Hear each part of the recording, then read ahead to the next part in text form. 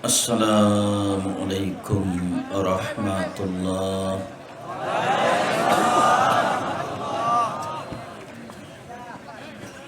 Alhamdulillahi wahda. Wassalatu wassalamu ala man la nabiyya ba'da. Amma ba'd. Fa'udhu billahi minasy syaithanir rajim.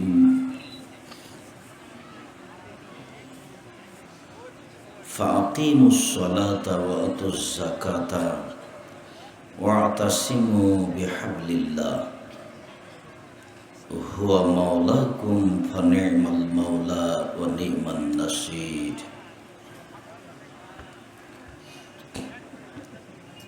An Abi Hurairah radhiyallahu ta'ala anhu qala qala Rasulullah sallallahu alaihi wasallam ahabbul amali ilallahi adwamuha wa in qalla. Rawahul Bukhari Muslim. An Abi Hurairah radhiyallahu ta'ala anhu qala qala Rasulullah sallallahu alaihi wasallam inna ad-dina yusrun la yushaddidu ad-dina ahadukum illa ghalabahu fasaddidu wa qaribu wa abshiru wasta'inu bil qudwati war rawha wa shay'in min ad-dulja. Rawahul Bukhari Muslim. An Ubadah bin Samit radhiyallahu ta'ala anhu qala Rasulullah sallallahu alaihi wasallam man taghra min al-layli thumma qala la ilaha illallah wahdahu la sharika lahu lahul mulku wa lahul hamdu wa huwa ala kulli shay'in qadir wa subhanallahi walhamdulillahi wa la ilaha illallah Allahu akbar wa la hawla wa la quwwata illa billah thumma ta'a wastujiba. Rawahul Bukhari Muslim. সম্মানিত উপস্থিতি, প্রশংসা আল্লাহর জন্য, শান্তি অবতীর্ণ হোক আল্লাহর রাসূলের উপর সাল্লাল্লাহু আলাইহি ওয়াসাল্লাম। আজকের দিনী বৈঠকে সংক্ষিপ্ত সময়ে বক্তব্যের বিষয় রাতের সালাত। প্রত্যেকটা মানুষের জীবনে কিছু প্রয়োজন আছে, সে প্রয়োজনটুকু কিভাবে আদায় করতে হবে এ নিয়ে আমরা এক গুরুত্বপূর্ণ সংক্ষিপ্ত তথ্যবহল বিবরণের চেষ্টা করব ইনশাআল্লাহ আজিজ। সম্মানিত দিনী ভাই বোন, আমরা উল্লিখিত বিষয়ের উপরে বক্তব্য রাখার পূর্বে আপনাদের সাথে জরুরি কয়েকটা কথা আছে। তার প্রথম কথা, যারা পরিচালনার জিম্মেদারি নিয়েছেন তারা খুব একটা ভালো ব্যবস্থা করেছেন বলে আমার মনে হয় না। এইটা বড় মাঠ বলে আমরা অবগত, সেই হিসাবে আরো ভালো প্রস্তুতি নিতে হতো, জায়গার একটু বড় করতে হতো। তো এই মুহূর্তে যদি আমরা যারা পরিচালনায় এসেছেন, আয়োজনের দায়িত্ব পালন করেছেন, তাদের কাছে দাবি জানালে তা আমাদেরটা পূরণ করতে পারবে না। মর্মে আমরা যত দিনই ভাই বোন এসেছি সবার কাছে আন্তরিকভাবে অনুরোধ, আপনারা আপনাদের চলাচল বন্ধ করে, কথাবার্তা বন্ধ করে, ক্রয় বিক্রয় লেনদেন বন্ধ করে আমাকে দেখতে পান আর না পান, বসে হোক দাঁড়িয়ে হোক, গুরুত্বপূর্ণ আলোচনা শোনার জন্য আন্তরিকভাবে অনুরোধ রইল। দয়া করে মুখে কথা বলে কাউকে সহযোগিতা করবেন না, মুখে কথা বলে কাউকে বসতে বলবেন না, ইশারা করে অনুরোধ করে বসতে বলেন, কথা বন্ধ করতে বলেন, ভালো হবে। যারা ব্যবস্থাপনায় এসেছেন তাদের আরও একটি দুর্বলতা, মানুষগুলিকে কন্ট্রোল করতে হবে, বসতে বলতে হবে, এরকম তাদের পক্ষ থেকে কোনো ভালো ব্যবস্থা হয়নি। আসলে দিন যত যাবে সামাজিকতা তত দুর্বল হবে। আব্দুর রহমানের বক্তব্য আমি এরকম হবে সেটা মনে করিনি। আমিও খুব গুরুত্ব সহকারে কথাগুলি শুনছিলাম। সমাজের জন্য কথাগুলি কত প্রয়োজনীয় তা হিসাব করা সহজ সম্ভব নয়। এ কথাই ঠিক যে যারা ইসলাম ধ্বংস করতে চেয়েছে তারা মুসলমানদের চরিত্রকে ধ্বংস করতে চেয়েছে। সেটা শিক্ষা প্রতিষ্ঠান দিয়ে হোক, সেটা আরও খেলাধুলা দিয়ে হোক, সেটা আরও কিছু দিয়ে হোক। যারা ইসলামকে ধ্বংস করতে চেয়েছে তারা মুসলমানের সামাজিকতাকেই নষ্ট করেছে। আমি লাইনে দাঁড়িয়ে আছি, আপনিও লাইনে দাঁড়িয়ে আছেন। আপনার প্রয়োজন বুঝে আপনাকে আমি সামনে দিয়ে দিব, এটা ইসলাম। এইটা আমি না করতে পারলে আমি পূর্ণ মোমেন নই, এ কথা মোহাম্মদ সাল্লাল্লাহু আলাইহি সাল্লাম বলছেন। রাজশাহী চাঁপাইনবাবগঞ্জ গোদাগাড়ির একজন বড় মাওলানা রেজাউল্লাহ, কোরআন হাদিসের খুব ভালো পণ্ডিত ছিলেন। তিনি দুনিয়া থেকে চলে গেছেন। তিনি একদিন সভাপতি ছিলেন, আমি বক্তব্য দিচ্ছিলাম। তো বক্তব্যের এক পর্যায়ে আল্লাহ রাসূলের একটি বাক্য আমি বলেছিলাম, লা ইউমিনু আহাদুকুম লিআখিহি হাত্তা ইউহিব্বা লিআখিহি মা ইউহিব্বু লিনাফসিহি।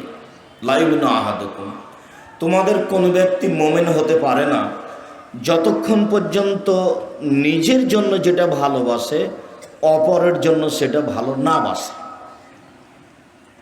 তখন আমি বলেছিলাম যে ছিঁড়া টাকা পরে দিতে হবে, ভালোটা আগে দিতে হবে। যেই ছিঁড়াটা পরে আগে দেয়, ভালোটা পরে দেয়, সে মুমিন নয়।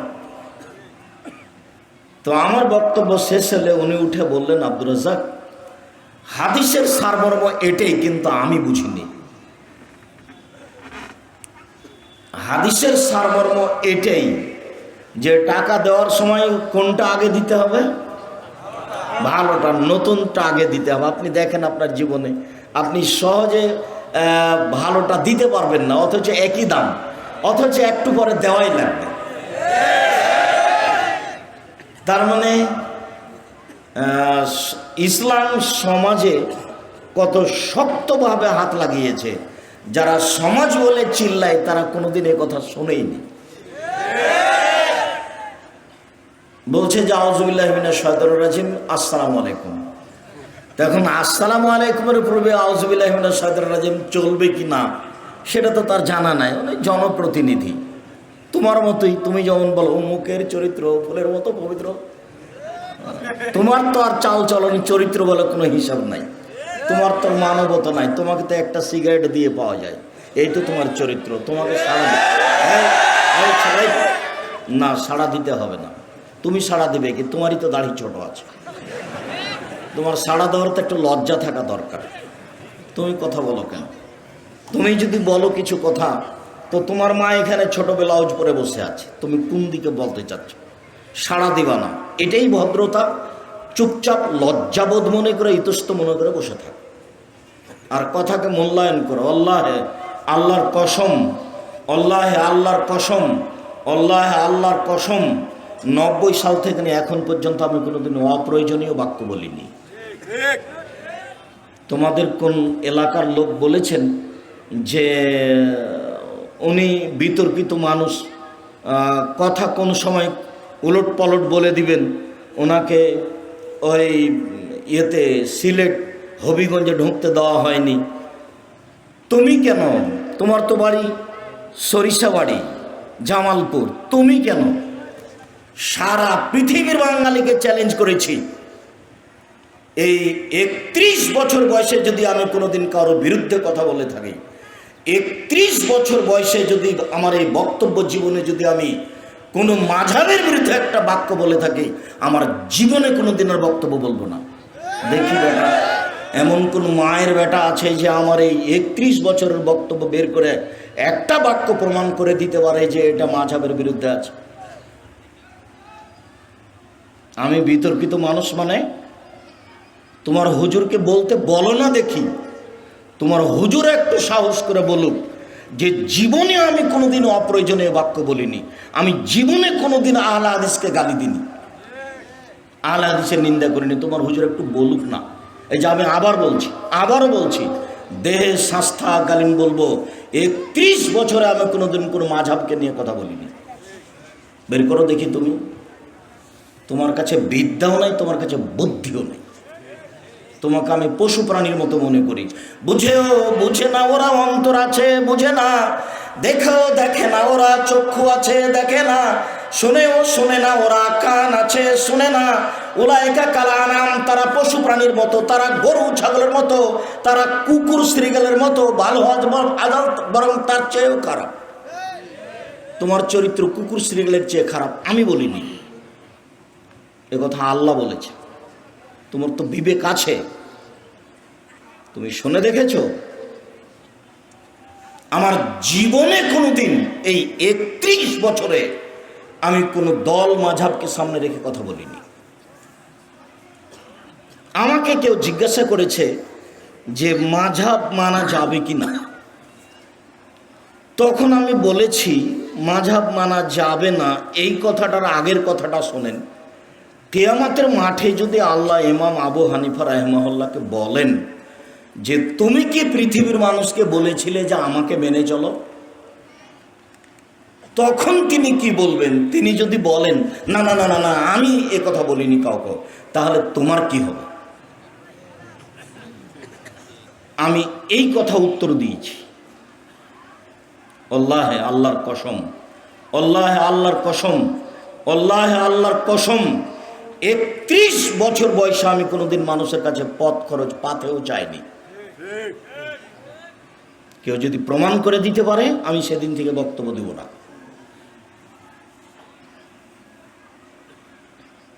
একত্রিশ বছর জীবনে আমি আমার পরিচয় দিয়ে কোনোদিন কাউকে বিজ্ঞাপন পোস্টার করতে বলিনি। আমাকে যখন চাপ দিয়ে বলেছে যে আপনার একটু কিছু দেন না, পড়াশোনার কি তালিকা, কি পাস করেছেন, তখন আমি বলেছি আমার নাম আব্দুর রাজ্জাক আর আমার বাপের নাম ইউসুফ, বাপ বেটা মিলে আব্দুর রাজ্জাক বিন ইউসুফ।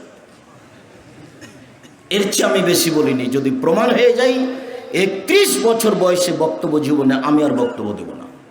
খালি প্রমাণ করতে হবে আপনি আব্দুর রাজ্জাক আমাকে আপনার পূর্ণ পরিচয় দিয়েছিলেন। দেখি কে আছে এমন জামালপুর জেলায় আসছি আমি 90 সাল থেকে।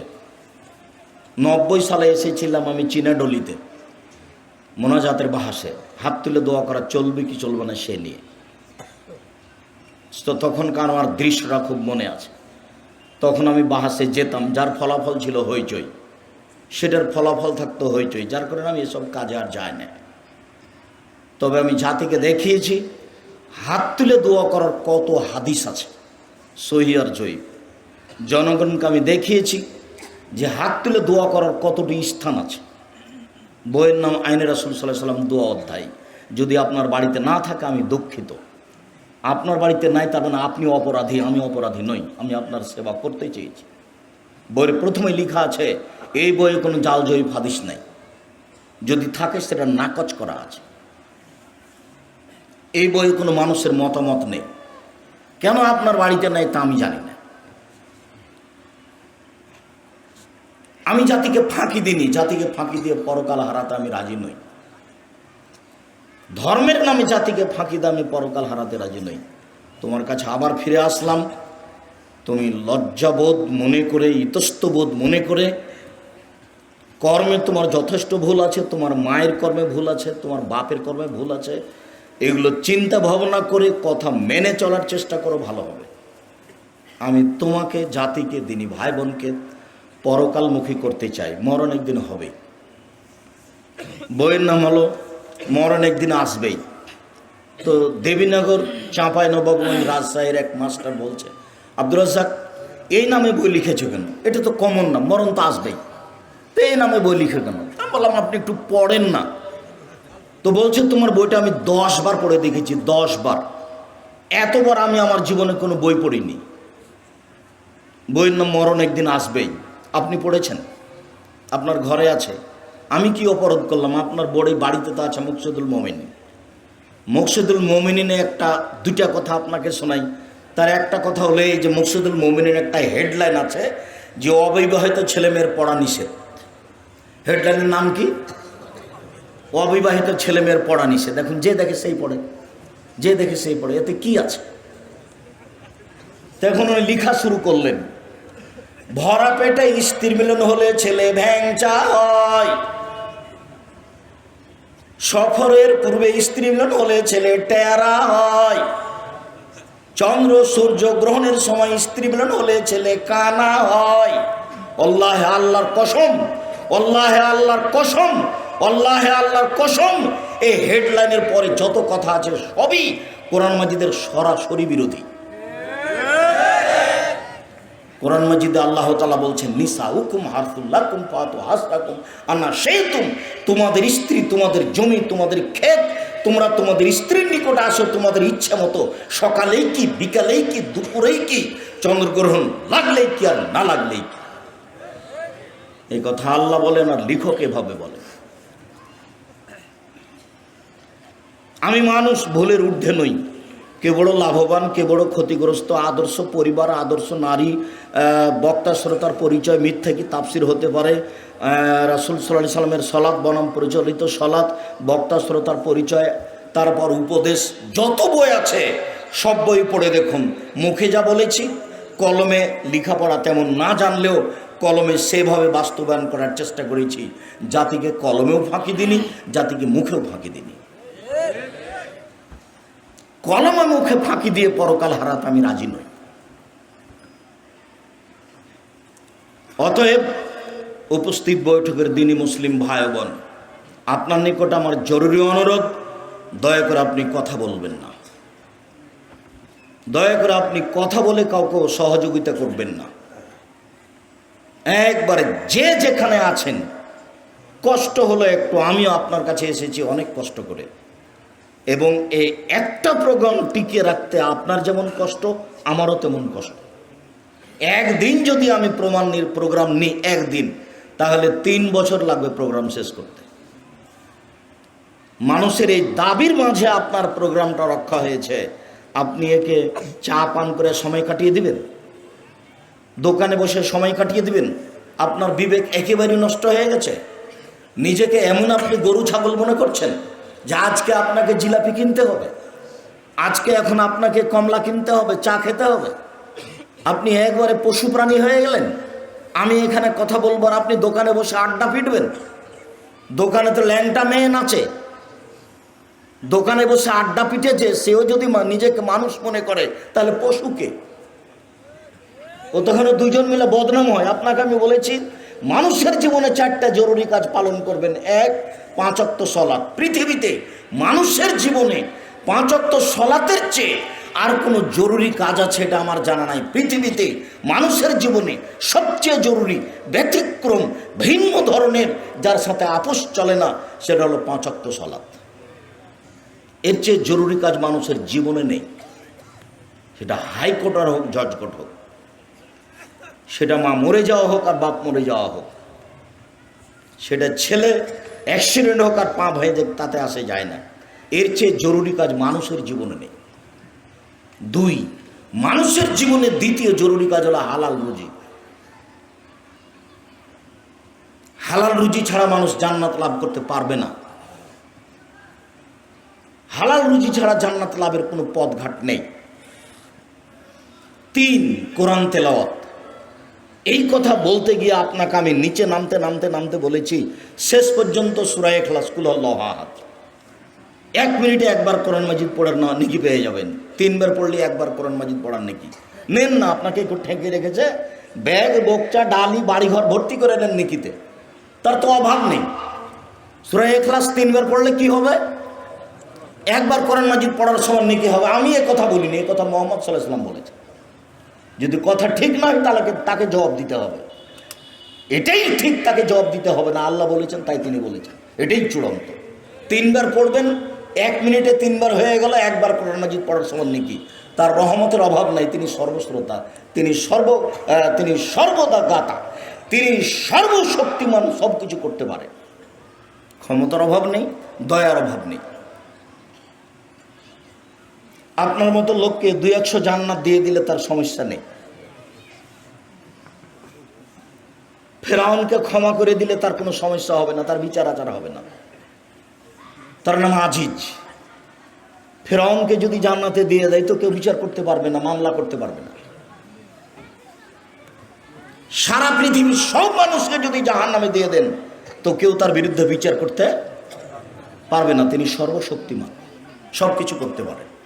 সূরা ইখলাস 3 বার পড়বেন, নেকি দিয়ে আপনার ব্যাগ ভর্তি করে দিবেন, তার রহমতের অভাব নেই। আপনিও অলস, আপনার মন মানসিকতা খারাপ, আপনার নীতি খারাপ, আপনার অভ্যাস খারাপ, আপনার চরিত্র খারাপ, যার কারণে আপনি পড়তে পারেন না। কেন আপনি পড়তে পারেন না? কেন আপনি দোকানে বসে আড্ডা পিটবেন? যেখানে ল্যাংটা মেন আছে সেখানে আপনি বসে থাকেন কোন স্বভাবে? মাথায় টুপি আছে, খারাপ লাগে না কেন? আপনার একটা আত্মমর্যাদা থাকা দরকার। আপনার বউ কি করে বাজারে যায়, আপনার বউ কি করে ছোট ব্লাউজ পরে রাস্তাঘাটে ঘুরে, আপনার একটা আত্মমর্যাদা থাকা দরকার। আপনি আত্মমর্যাদা বুঝেন না কাকে বলে? আপনি আত্মমর্যাদা বুঝেন না কাকে বলে? 1 মিনিট দেখেন আপনাকে আমি আত্মমর্যাদা দেখাচ্ছি। এই ছেলে, কথা বলছো কেন? কারো গায়ে হাত দিয়ে থাকবে না, এমনভাবে বসে থাকবা পাখি যেন মনে করে তুমি পাথর। এক ছেলে চেয়ে থাকবা, তোমাকে আমি আত্মমর্যাদা দেখাচ্ছি, তোমার বাপকে দেখাচ্ছি, তোমার মাকেও দেখাচ্ছি। 1 মিনিট এক খেয়ালে চেয়ে থাকবে আত্মমর্যাদা কাকে বলে। তোমার মা ছোট ব্লাউজ পরে এখানে এসেছে, তার মানে তোমার বাপ কাপুরুষ, তোমার বাপ ঘৃণিত পুরুষ, তোমার বাপের পুরুষত্ব নেই, যার কারণে তোমার মা এখানে এসেছে। যদি আমি এটা প্রমাণ করতে না পারি বেটা, আমি বক্তব্য দেব না। আমার নতুন কথা নয় তো, আমি এগুলো সব চিরদিন বলে আসছি 31 বছর থেকে। আত্মমর্যাদা দেখো কাকে বলে। বুখারী মুসলিমের হাদিস, আল্লাহ রাসূল স্বপ্নে জান্নাতে ঘুরছেন, ঘুরতে ঘুরতে দেখছেন একটা খুব সুন্দর ঝকঝকে টকটকে ঘর। এত সুন্দর ঘর কার? তো পাশে একজন বৃদ্ধা মহিলা পানি নিয়ে বসে আছে। এই মহিলা, বলতে পারো ঘরটি কার? জি, এই ঘরটা উমারের। আল্লাহ রাসূল বলতে পারছেন না যে ঘরটা কার, তার মানে তিনি গায়েবের খবর জানেন না। উনি ঘরটা দেখে বলতে পারছেন না ঘরটা কার, তার মানে তিনি গায়েবের খবর জানেন না। তখন মহিলা বলছে ঘরটা উমারের। তখন আল্লাহ রাসূল বলছেন, উমারের আত্মমর্যাদা মনে পড়ল। ঘরের বাহির যদি এত সুন্দর হয়, ভিতরই বা কত সুন্দর। মনে স্বাদ জাগলে একটু ঘরের ভিতরটা দেখি, কিন্তু উমারের আত্মমর্যাদা হিসেব করে আমি ঢুকতে পারলাম না। বড় মানুষ, তার একটা মর্যাদা আছে, আমি ঢুকে গেলে তার মানের হানি হতে পারে। আমি তার আত্মমর্যাদাকে হিসাব করে ঢুকলাম না। ফজরের সময় উমারের সাথে দেখা। উমার, জান্নাতে ঘোরার সময় তোমার ঘরটা দেখলাম, এত সুন্দর টকটকে ঝকঝকে ঘর তোমার উমার। আমার মনে স্বাদ জাগলো একটু ভিতরে ঢুকি, কিন্তু তোমার আত্মমর্যাদা হিসাব করলাম, এত বড় মানুষের ঘরে ঢুকি কি করে, তাই আমি ঢুকলাম না উমার। তখন উমার রাদিয়াল্লাহু আনহু বলছেন, আল্লাহ রাসূল, আপনি আমার মতো মানুষের আত্মমর্যাদাকে হিসাব করেন। এই কথা বলে তিনি ঝরঝর করে কাঁদতে লাগলেন। ইনি হলেন উমার, আর এর নাম আত্মমর্যাদা। থামো, তোমার সাথে কথা শেষ হয়নি। দিনী ভাই বোন, আপনি একটু থামবেন, আপনার সাথে এখানে কথা শেষ হয়নি।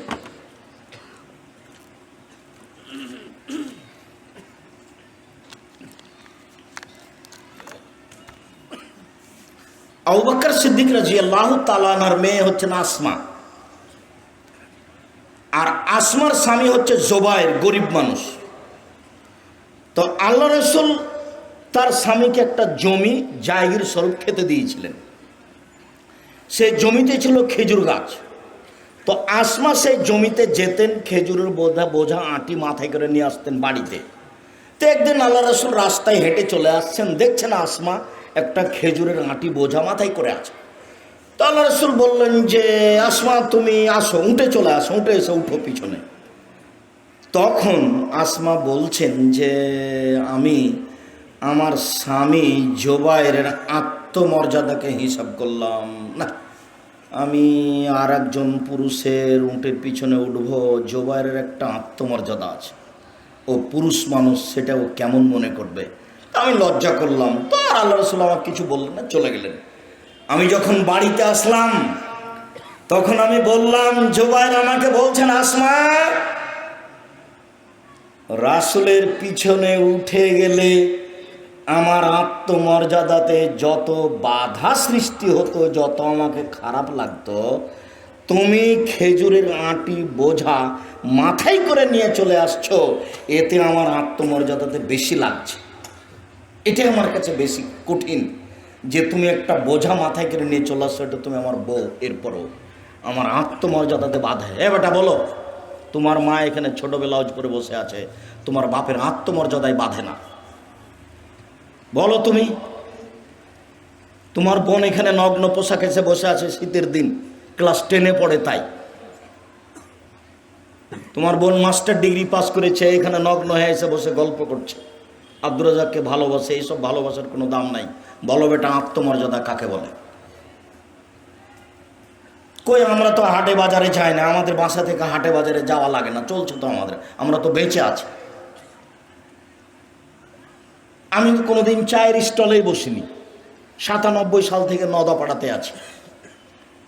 চায়ের স্টলের লোকটা জানে আমাকে, কিন্তু লোকটা কোনোদিন আমাকে তো স্টলে দেখেনি। একটা আত্মমর্যাদা আছে। তোমার বাপের একটা আত্মমর্যাদা থাকতে হবে, তোমার মায়ের একটা আত্মমর্যাদা থাকতে হবে। তোমার বাপও হাজি, তোমার দাদাও হাজি, তোমার নানাও হাজি, অথচ তোমার মা ভোটে দাঁড়িয়ে বলছে অমুকের চরিত্র ফুলের মতো পবিত্র। একটা ফালতু মানুষকে বলছে, আসেন ভাই চা খেয়ে যান, আসেন ভাই চা খেয়ে যান। তোমার মা বলছে এই কথা। তোমার মা নিচে নামতে নামতে একবারে কত নিচে নেমে গেছে, পায়খানার চেয়ে খারাপ হয়ে গেছে। বলে দিও তোমার মাকে আব্দুর রাজ্জাক বিন ইউসুফের কথা বলে গেছে। আমার আসে যায় না, জামালপুরে বক্তব্য দিতে হবে, এটা আমি জিম্মেদারি নিনি। যদি আমি আমার কথার সত্যায়ন না করতে পারি, আমি জাতির সামনে কথা বলবো না। এটা আজকে আমার নতুন কথা নয়। সম্মানিত দিনী ভাই বোন, আপনাকে আমি খাটো করতে আসিনি, আপনাকে আমি অনেক ভালোবাসি। সম্মানিত দিনী ভাই বোন, আপনাকে আমি খাটো করতে আসিনি, আপনাকে আমি অনেক ভালোবাসি। আমি আপনার অনেক কাছের মানুষ, আমি আপনার দিনী ভাই। এই কথা বলে আপনাকে আমি পরকালমুখী করতে চেয়েছি। এই দুনিয়ার 5 পয়সা দাম নাই। কালকে ছিল 40 বছর বয়স, আজকে দেখছেন 60 বছর বয়স। কখন যে বয়স পার হয়ে গেল, দেখতে দেখতে দাড়ি পেকে গেল, তার মানে কয়দিন পরে কবর। তাহলে কি করলাম জীবনে, কি করেছি? জবাব দেওয়ার জন্য প্রস্তুত থাকতে হবে, কোনো পথ নাই। আর পরিস্থিতি এত কঠিন, পরিস্থিতি এত জটিল, আপনাকে আমি কি দিয়ে বুঝাই? পরিস্থিতি কত জটিল, পরিস্থিতি কত কঠিন, বিবেক বুদ্ধি থাকবে না। বিচার যখন শুরু করবেন তখন তিনি বলবেন, আল ইয়াউমা লা তামলিকু নাফসুন লিনাফসিন শাইআন ওয়াল আমরু ইয়াউমাইযিন লিল্লাহ। আজ কোনো মানুষ কোনো মানুষের কোনো উপকার করতে পারবে না, একাচ্ছত্র মালিকানা আমার হাতে। তারপরে তিনি বলবেন, আইনাল জব্বার আইনাল মুতাকাব্বির, স্বৈরাচারী, স্বেচ্ছাচারী, অহংকারী, বদমেজাজেরা কোথায়? আনা মালিকুল আমলাক, আমি হচ্ছি রাজাধিরাজ। আপনার সামনে যখন কথোপকথন শুরু হবে তখন কোনো দোভাষী থাকবে না, মধ্যে কোনো অন্তরাল থাকবে না। লাইসা বাইনাহু ওয়া বাইনাহু অন্তরাল। আপনার মাঝে আর আল্লাহর মাঝে কোনো দোভাষী থাকবে না, কোনো অন্তরাল থাকবে না। সরাসরি কথা হবে। যখন কথা হবে, আল্লাহ রাসূল বলছেন, ফায়ানজুরু আইমানা মিনহু ফায়ারা মা কাদ্দামা মিন আমালিহি। ওই সময় তো ডান দিকে লক্ষ্য করবে, ডান দিকে লক্ষ্য করলে তার পুরো জীবন সব দেখতে পাবে। কোথায় সুদের অঙ্ক কষেছে, কোথায় ভাবিকে গালি দিয়েছে, কোথায় কার সাথে গল্প করেছে, কোন কলেজে বসে থেকেছে, কোন অন্যায় করেছে, সব দেখতে পাবে। টক টক টক টক করে ঝকঝক করে দেখতে পাবে। ফায়ানজুরু আশআমা মিনহু, তারপর বাম দিকে লক্ষ্য করবে, ফায়ারা মা কাদ্দামা মিন আমালিহি, তার পুরো জীবন সব কর্ম দেখতে পাবে।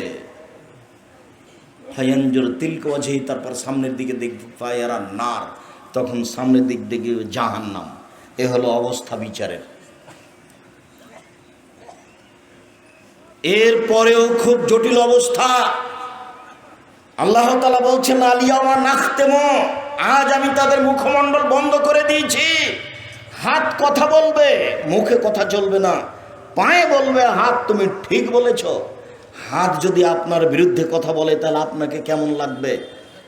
পা যদি বলে আপনার বিরুদ্ধে যে তুমি ঠিক বলেছ, তাহলে সব কষ্ট পাবে শুধু আপনার আত্মা। হাত আপনারই অঙ্গ, কিন্তু আপনার বিরুদ্ধে বলবে, এ কথা আল্লাহ বলছে।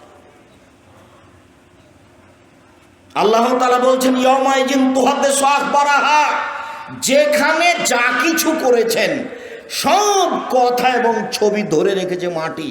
মাটি হচ্ছে অত্যাধুনিক যন্ত্র। আল্লাহর নবী বলছেন ফাত্তাকুদ দুনিয়া ওয়াত্তাকুন নিসা, পৃথিবীর মানুষ দুনিয়া থেকে বেঁচে থাকো, মহিলা থেকে বেঁচে থাকো। মহিলা না হয় বিপজ্জনক বস্তু, বাঁচতে হবে, বাঁচার চেষ্টা করতে হবে, কিন্তু পৃথিবী তো জড় বস্তু, পৃথিবী থেকে বাঁচতে হবে কেন? পৃথিবী সবচেয়ে ভয়াবহ অত্যাধুনিক যন্ত্র। সিসি ক্যামেরা লাগা আছে, তাই আপনি ভয় পাচ্ছেন যে কথা ধরে নেবে ছবি সহ। ও তো নষ্ট হয়ে যেতে পারে। পৃথিবী, এই মাটি কত ভিন্ন ধরনের অত্যাধুনিক যন্ত্র তা আপনাকে আমি বুঝাতে অক্ষম। আপনার ছবি সহ কর্ম ধরে রেখেছে। বিচারের মাঠে top top top top top top করে কথা বলবে, সব কর্ম বলে দিবে। আবার এগুলো ছবিতে আসবে, মিসকালা যারাতিন খাইরা ইয়ারা মিসকালা যারাতিন শাররা ইয়ারা, যা কিছু করেছেন বিন্দু মাত্র সব চোখের সামনে চলে আসবে, দেখতে পাবেন পুরো কর্ম। শুধু এই পর্যন্ত নয়, বিচারের মাঠে আপনার একটা হাতে খাতা দেওয়া হবে। খাতা আপনি পাতা উল্টাবেন আর পড়বেন আর বলবেন মালে হাজাল কিতাব লা ইগাদিরু সাগীরাতান ওয়ালা কাবীরা, কি আশ্চর্য ধরনের বই, জীবনে ছোট বড় যা করেছি সব লেখা আছে। এটা হলো বিচারের অবস্থা। কাজেই বয়স আজকে তোমার 20, তার জন্য মনে করিও না যে কালকে 20 থাকবে। ঘুম থেকে উঠে দেখবা তোমার বয়স 40 হয়ে গেছে, বুঝতেই পারবে না। কখন দেখবে 60 হয়ে গেছে, কখন দেখবে চলে যেতে হবে, সব কিছু বুঝিয়ে দিতে হবে। অতএব সম্মানিত দিনী ভাই বোন, ভদ্রতা বজায় রেখে চুপচাপ পরকালের আশায় শুনে আমল করবে এই লক্ষ্যে, আল্লাহকে সন্তুষ্ট করার আশায় বসে থাকুন। আপনার কিছু না কিছু উপকার করবই করব ইনশাআল্লাহ। দ্বিতীয় জরুরি কথা, ধর্মের নামে মিথ্যা ধর্ম আছে, এ কথাই ঠিক। যার একটা ঘটনা আপনার সামনে নকল করেছি মকসুদুল মুমিনিন বই থেকে। ধর্মের নামে মিথ্যা কথা আছে, এ কথাই ঠিক। আমার আঙ্গুলের দিকে দেখুন, আল্লাহ নবী বলছেন মুহাম্মদ সাল্লাল্লাহু আলাইহি সাল্লাম, বাল্লিগু আন্নী ওয়ালা আয়া, পৃথিবীর মানুষ আমার একটা কথা জানা থাকলে অন্যকে বলো। কি জানা আছে? ডান হাতে পানি পান করতে হবে। তেল একটু বাম হাতে খাচ্ছে। বাম হাতে কে খায় বলেন তো? শয়তান। তো আপনি দেখার সাথে সাথে বলুন, ভাই ভাই কিছু মনে নিয়েন না, ডান হাতে খান, ভাই ডান হাতে খান। ও মন খারাপ করতে পারে, কিন্তু আপনার সুলিও হবে না, আপনার ফাঁসিও হবে না। যদি আপনি তাকে ডান হাতে খেতে বলেন, তাহলে কি ও মামলা করে সুলি দিতে পারবে? ফাঁসি দিতে পারবে? মন খারাপ করতে পারে। এতটুকু বলতে পারে, যাও তোমার ধর্ম তুমি মানো, এখানে এসে ঢং দেখাও কেন, এটা বলতে পারে। কেননা এটা বাঙালির স্বভাব। সৌদি স্বভাব হলে একটু বলতো না, চুপ থেকে যেত, মানবে না হয় মানবে না। খুচরা কথা তারা বলে না, বলা প্রয়োজন মনে করে না। খুচরা কথা বলা আমাদের স্বভাব, আর একজনের পিছনে লেগে থাকা আমাদের স্বভাব, আর একজনের পিছনে লেগে থাকা দলীয় স্বভাব, আর একজনের পিছনে লেগে থাকা দোকানপাটে বসে থাকা স্বভাব। দোকানে দুইজন বসেছিল, আপনি ওরা দুইজনে একজন আর একজনের বদনাম করছে, তা আপনি গিয়ে বলছেন হ্যাঁ ঠিকই বলেছিস, আসলেই খারাপ। এখন আপনি তাহাজ্জুদ পড়ে যান, জান্নাতে যান দেখি। সব তাহাজ্জুদ যদি এখানে লাগাই যায় তাহলে কি হবে? সব তাহাজ্জুদ যদি এখানেই লেগে যায় তাহলে কি হবে? ওটা তো সামাজিক ব্যাপার। আপনি তো ওখানে বলতে পাবেন না এই কথা। আপনার যাওয়াই অপরাধ, আপনি গেলেন কেন? আপনাকে তো আমি 30 বছর থেকে বলছি যায়েন না। লবণ কিনতে গেছেন, মরিচ কিনতে গেছেন, দাঁড়িয়ে থাকবেন। লবণ আর মরিচ নিয়েছেন, টাকা দেওয়া হয়ে গেছে, চলে আসবেন।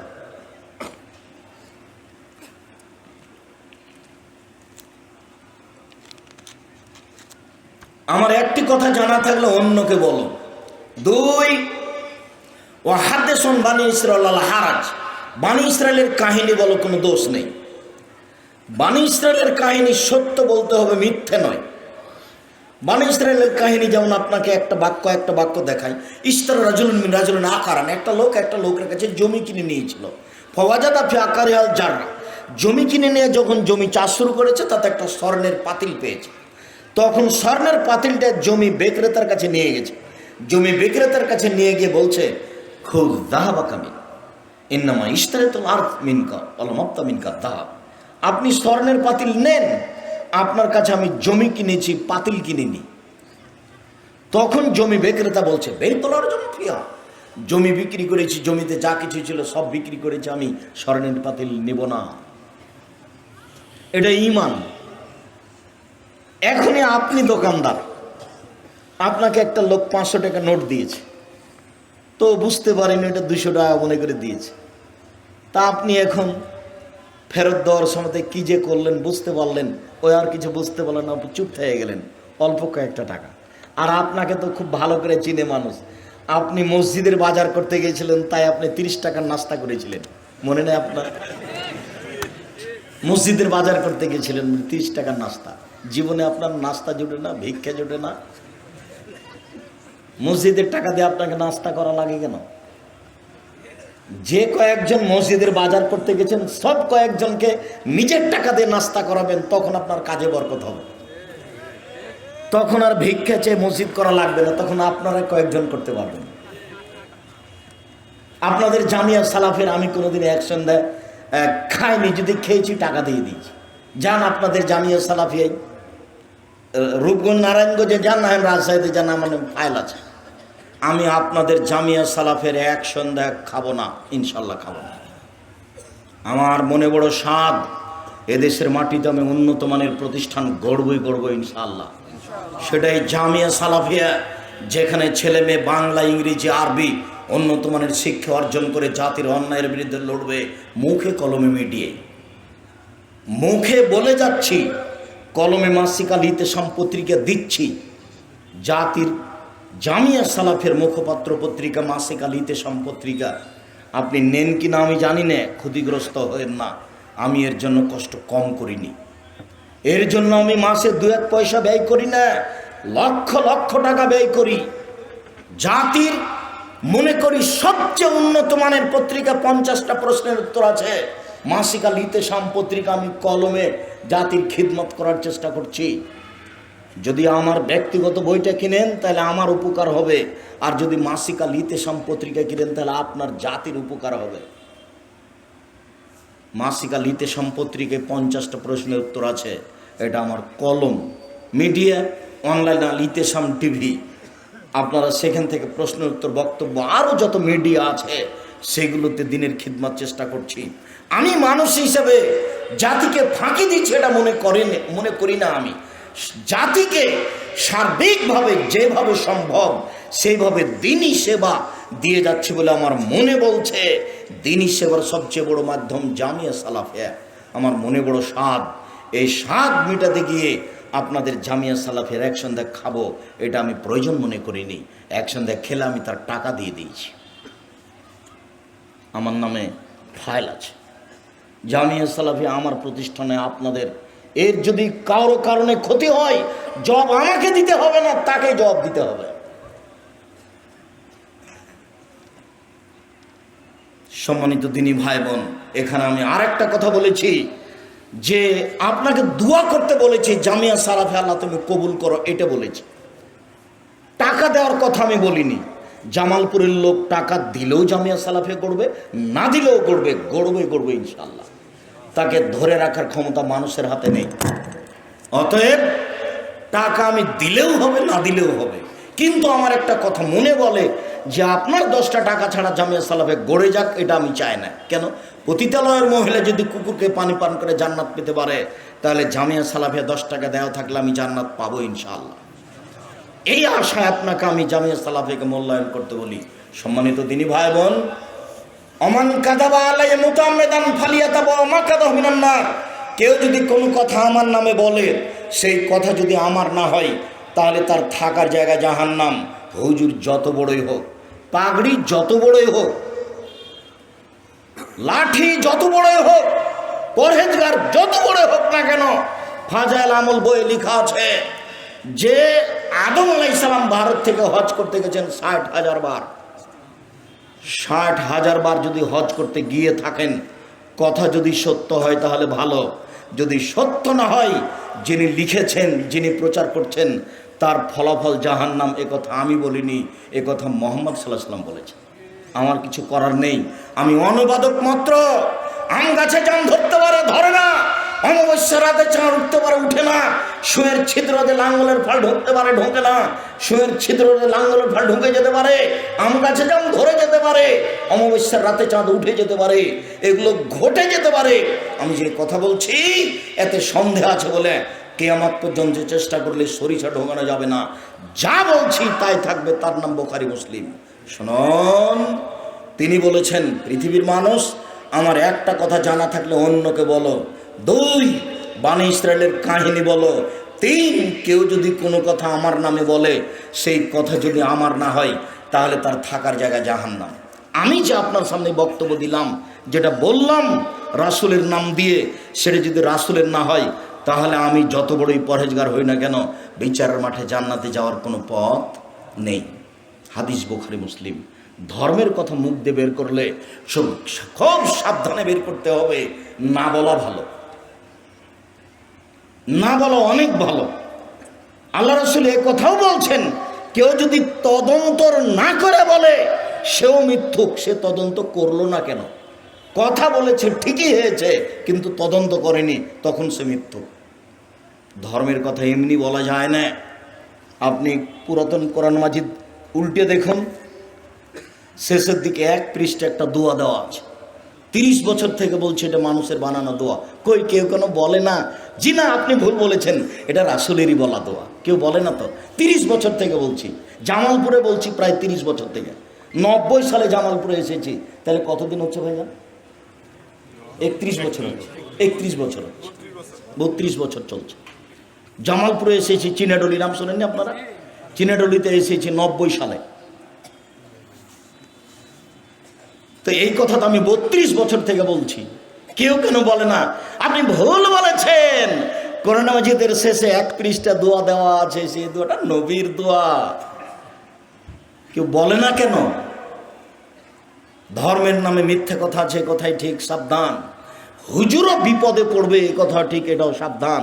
আল্লাহ নবী বলছেন, জিবরাইল আমাকে উপর দিকে নিয়ে যাচ্ছেন, যেতে যেতে দেখি অনেক মানুষ টুকরা সাফামে বাকার জমিনের না, যাদের জিভ আর ঠোঁটকে আগুনের কেঁচি দিয়ে কেটে দেওয়া হচ্ছে। হ্যাঁ, এই কি কথা? অবাক কথা। মানুষের জিভ আর ঠোঁট কেন আগুনের কেঁচি দিয়ে কেটে দেওয়া হচ্ছে? কি ব্যাপার? কাঁচি দিয়ে কেন তাদের জিভা কেটে দেওয়া হচ্ছে? জিবরাইল, মান হাওলা, এরা কারা? তখন জিবরাইল আলাইহিস সালাম বলছেন, হাওলাই খুতবা মিন উম্মতিক, এরা হচ্ছে আপনার উম্মতের বক্তা, যারা বক্তৃতা করে বেড়াতো। নেন দেখি এবার, ফায়সালা আমার না ফায়সালা মুহাম্মদ সাল্লাল্লাহু আলাইহি ওয়াসাল্লামের? মুহাম্মদ সাল্লাল্লাহু আলাইহি ওয়াসাল্লামের। হুজুর কত বড় বিপদে, হুজুর নিজে জানে না। হুজুর মুখ ফাটিয়ে, বুক ফাটিয়ে একবারে থুথির জোরে বক্তব্য দিচ্ছে জাতির সামনে। সত্য মিথ্যা তার বিবেচনা নাই। হুজুর জাহান্নামে চলেই গেছে, হুজুর বুঝতে পারেননি। রাসূল সাল্লাল্লাহু আলাইহি সাল্লাম বলছেন, মাওলানা সাহেব যখন জাহান্নামে চলে যাবেন, তখন ভুঁড়িটা বের হয়ে ঝুলবে। মাওলানা সাহেব তার ভুঁড়ি নিয়ে ঘুরতে থাকবে। গরুর পায়ে ধান মরার সময় গরু যেমন ঘুরে। আপনারা গরু ঘোরা দেখেছেন ধানের উপরে? আমরা তো চাঁপাইনবাবগঞ্জের পল্লী গ্রামের মানুষ, আমার আব্বাকে দেখেছি, আমিও নিজে করেছি। গরুর উপরে, ধানের উপরে আমরা গরু ঘুরিয়েছি, গরুর পায়ে ধান মারার জন্য। আল্লাহ রাসূল বলছেন, মাওলানা সাহেব এভাবে ঘুরবে, তখন জাহান্নামীরা জমা হবে। মালা, কি ব্যাপার হুজুর? তামরন মিলে মরতন হানিল মুনকার। আপনি তো আমাদের ভালো বলতেন, মন্দ নিষেধ করতেন, হুজুর আপনি কেন এখানে? তখন হুজুর বলবে, কি করি, আমরুকুম বিল মারুফ ওয়া আতিহে, আমি ভালো বলেছি, ভালো করিনি যে। দেখেন আপনি তার পরিবারের অবস্থা দেখেন, আপনাদের গ্রামেরটাই দেখেন। সুন্দর জর্দা খায় হুজুর, সুন্দর বাড়িতে পর্দা নেই, আর এমন সাতক্ষীরাই ফাটায় না বক্তব্য দিল। আমি বলিনি এই কথা, মুহাম্মদ সাল্লাল্লাহু আলাইহি সাল্লাম বলছেন যে হুজুরের অবস্থায়। আল্লাহ নবী যাচ্ছেন উপরে, স্বপ্নে দেখছেন একটা লোক চিত হয়ে আছে, আর একটা লোকের হাতে বিশাল পাথর তার মাথার উপরে মারছে। ফাজারা যাও ফাজারা বাহু ফাতাদা দালা যাও ফান্দালা গেলে যাও, যতবার মারছে পাথরে মাথাটাতে পাথর লেগে মাথা ভেঙে চৌচির হয়ে যাচ্ছে, পাথর ছিটকে দূরে চলে যাচ্ছে, আবার নিয়ে আসছে, নিয়ে এসে দেখে মাথা ঠিক হয়ে গেছে, আবার মারছে, আবার চলে যাচ্ছে। আল্লাহ নবী জিজ্ঞাসা করেন একে কথা, একে? তখন জিবরাইল আলাইহিস সালাম বলছেন ইনি হচ্ছেন মাওলানা মানুষ, আমল করতো না। হাদিস সব বুখারী মুসলিম, এদেশে একটা বই পাওয়া যায়, বইয়ের নাম বক্তা শ্রোতার পরিচয়। নাম শুনেননি কোনোদিন? বইয়ের নাম কি? বক্তা শ্রোতার পরিচয়। মনে করিয়েন না যে আব্দুর রাজ্জাক সাহেবকে ফাঁকি দিলাম না কিনে, আপনি মনে করেন যে কিনিনি তো আমাকে ফাঁকি দিয়েছে, এটা মনে করিয়েন, আমাকে ফাঁকি দিয়েছে এটা মনে করিয়েন না। আমি আপনার জন্য এগুলো পেশ করেছিলাম। কেন জাতি আপনার সামনে মিথ্যা বক্তব্য দিয়ে চলে যাবে? কোন সাহসে চলে যায়? আপনাকে ধরার জন্য সেটা করা হয়েছে। এদেশে একটা বই পাওয়া যায়, তাফসির কি মিথ্যে হতে পারে, মানে ওই বইয়ে একটাও সত্য তাফসির নাই, সবই মিথ্যে। বরিশাল থেকে আপনার কাছে তাফসির করতে এসেছে, দেখবেন যে ওই মিথ্যাটাই করছে। বইয়ের নাম কি বলেন তো? তাফসির কি মিথ্যে হতে পারে? ওই বইয়ে যা তাফসির আছে সবই মিথ্যে, অথচ নামটা হচ্ছে তাফসির কি মিথ্যা হতে পারে? মনে হচ্ছে যে মিথ্যা হবে না, অথচ তাফসির এত পরিমাণে মিথ্যে আছে যে আপনি হিসাব করতে পারবেন না। কোরআন মাজিদের গায়ে যদি মিথ্যা দোয়া লেখা থাকে আমার চোখের সামনে, তাহলে মিথ্যা তাফসির লেখা থাকবে আর একজনের কলমে। কোরআন মাজিদের শেষে বড় দোয়া দুটো আছে, দুটাই মিথ্যে। তাহলে আমার চোখের সামনে যদি কোরআন মাজিদের গায়ে মিথ্যা দোয়া থাকতে পারে, তাহলে আর একজনের কলমে মিথ্যা তাফসিরও থাকতে পারে। এটা স্বাভাবিক বিবেচনা আপনাকে করতে হবে। 30 বছর আগে বলেছি মাছ দিয়ে ভাত খেলে কাঁটা ফেলে খান, কাঁটা সহ খান না। বক্তব্য শুনতে হবে কাঁটা সহই না কাঁটা ছাড়া? কাঁটা ছাড়া। জেনে শুনে আলেমকে দাওয়াত দিতে হবে, যিনি কথা বলতে পারেন, বুঝতে পারেন, ভালো মন্দ বিবেচনা করতে পারেন, পরহেজগারিতা আছে। 5 জনকে জিজ্ঞাসা করে আব্দুর রাজ্জাক সাহেবকে দাওয়াত দেওয়ার পূর্বে তার বাড়িতে যেতে হবে, মানুষজনকে জিজ্ঞাসা করতে হবে, তার প্রতিবেশীকে জিজ্ঞাসা করতে হবে, তার কিছু আমল আখলাক দেখতে হবে, তারপরে দাওয়াত দিতে হবে যে ভাইজান আপনার মুখে কিছু কোরআন হাদিস শুনতে চাচ্ছিলাম। সম্মানিত দিনী ভাই বোন, মহান আল্লাহ বলেন ফাকিমুস সালাত ওয়া আতুজ যাকাত, পৃথিবীর মানুষ তোমরা সালাত আদায় করো, যাকাত প্রদান করো, ওয়া তাসিমু বিল্লাহ, তোমরা আল্লাহকে শক্তভাবে আঁকড়ে ধরো, সুন্দরভাবে ধরো। হুয়া মাওলাকুম, তিনি তোমাদের অভিভাবক। ফানেমাল মাওলা নেমান নাসির, তিনি হচ্ছেন উত্তম অভিভাবক, তিনি হচ্ছেন উত্তম সহযোগী। আল্লাহকেই সাহায্যকারী হিসাবে ধরতে হবে। সম্মানিত দিনী ভাই বোন, আমি আপনাকে এখানে জরুরি কয়েকটা কথা বলি। তার প্রথম কথাটা বলছি, রাতে উঠে ইবাদত করা অতীতের নবী রাসূল পরহেজগার মানুষের কাজ। কি বললাম বলেন তো? রাতে উঠে ইবাদত করা কাদের কাজ? অতীতের নবী রাসূল এবং পরহেজগার মানুষের কাজ। প্রমাণ, উমামা বাহিলি রাদিয়াল্লাহু তাআলা আনহু বলেন, রাসূল সাল্লাল্লাহু আলাইহি সাল্লাম বলেছেন, পৃথিবীর মানুষ, আলাইকুম বিকিয়ামিল লাইলে, তোমরা রাতে ইবাদত করতে উঠো। ফাইন্নাহু দাবুস সালিহিনা মান কানা কাবলাকুম, এটা হচ্ছে পরহেজগার মানুষের নীতি যারা তোমাদের পূর্বে ছিল। এটা হচ্ছে পরহেজগার মানুষের নীতি যারা তোমাদের পূর্বে ছিল। উপস্থিত বৈঠকের দিনই মুসলিম বোন, আপনাকে বলছি শোনেন, এইদিকে শোনেন। এই মেয়ে কথা বলছো কেন? তোমাকে তো আমি শুনতে বলছি। উপস্থিত বৈঠকের মুসলিম বোন, আপনি একটু শোনেন। মাগরিবের ফরজ সালাতের পরে 6 রাকাত সালাতুল লাওবিন নামাজ পড়লে 12 বছর ইবাদতের নেকি হবে। হাদিসটি জাল। আপনি মাগরিবের পরে 6 রাকাত পড়িয়েন না, 2 রাকাত পড়েন, বিনিময় প্রতি 12 রাকাত সমান একটা জান্নাত।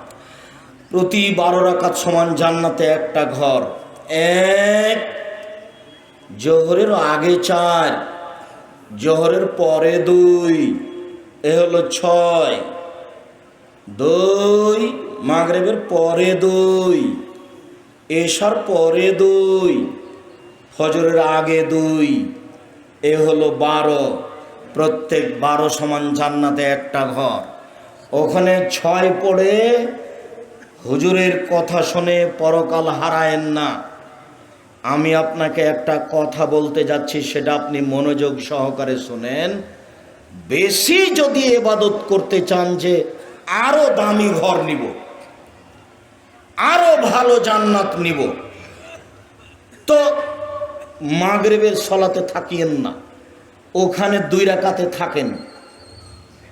মাগরিবের পরে 2, এশার পরে 2, ফজরের আগে 2, জোহরের আগে 4, জোহরের পরে 2, 12 সমান জান্নাতে কি? জান্নাতে একটা ঘর। এ দিয়ে আমার হচ্ছে না, আমি আরো দামি জান্নাত নিব। দামি জান্নাতের স্বাদ হওয়া দরকার। দেখেন দেখেন, একজন সাহাবী সফরে আল্লাহ রাসূলের সাথে ছিলেন, তো মেশক আর পানি নিয়ে এসে আল্লাহ রাসূলকে বলছেন, আল্লাহ রাসূল এই দেখেন মেশক আর পানি থাকলো আপনার পাশে।